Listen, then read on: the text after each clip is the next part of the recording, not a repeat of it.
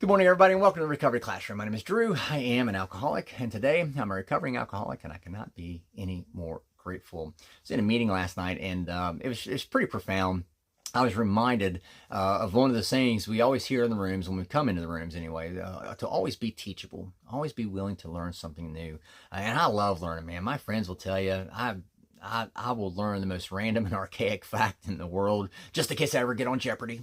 But I love learning. Anything Civil War related, I'm always reading a book. Exercise, physiology, or nutrition science, I love reading. It served me well in college. I'd read a book, take a test, and then move on to the next lesson.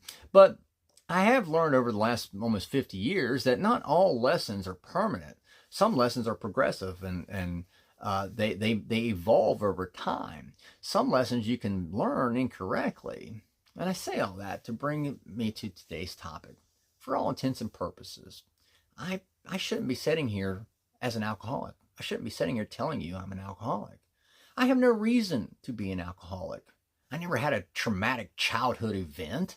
Nothing traumatic in my childhood and my youth at all. I think the most traumatic thing I can recall is I dropped my Han Solo Star Wars action figure out the back of my mom's 79 Valari.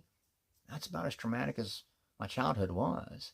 I don't ever recall seeing my parents knowing that they were intoxicated. I don't ever recall seeing that. I don't recall seeing my mom and dad fight or argue or become belligerent towards each other per se. I have no reason to be an alcoholic. But yet here I am. How?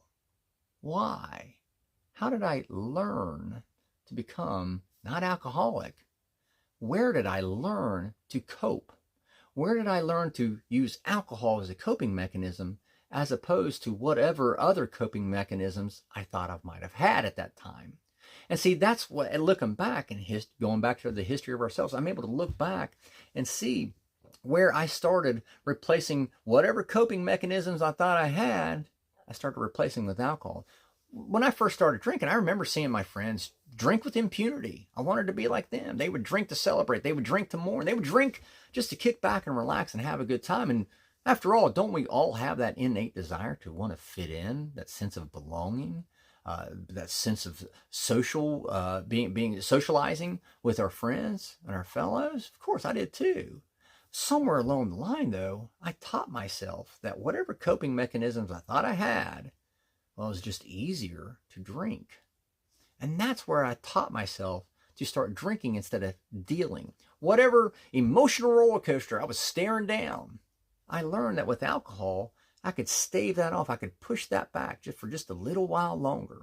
I didn't have to deal with it right then and there. And that's where I taught myself that alcohol was a coping mechanism rather than me having to face whatever circumstance or situation was staring me down.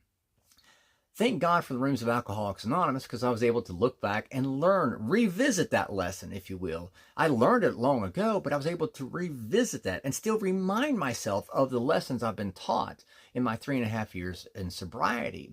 And that's why I still go to meetings even today, because I need to be reminded.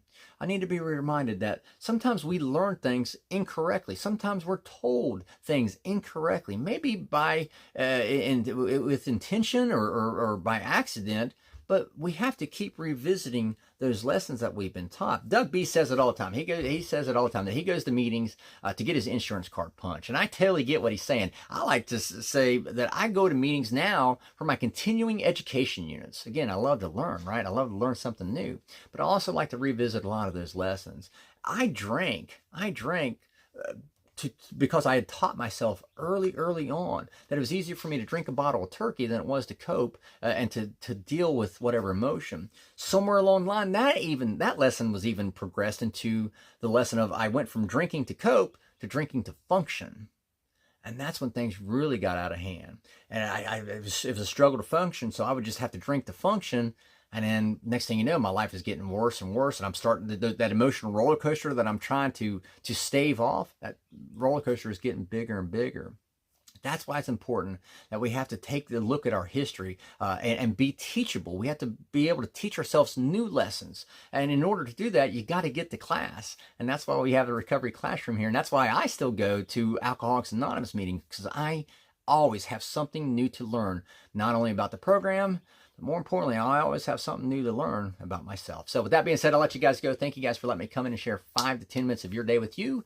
You guys absolutely keep me sober, and I cannot be any more appreciative. If there's a topic you'd like to hear discussed, feel free to drop it into an email to me or message us directly into the Facebook group, Recovery Classroom Facebook group, Messenger. We'll get it. We'll take a look at it. Deb, Drenda, myself, we'll see what we can do. We'll be talking again soon, guys. Remember, you can't get drunk if you don't take that first drink.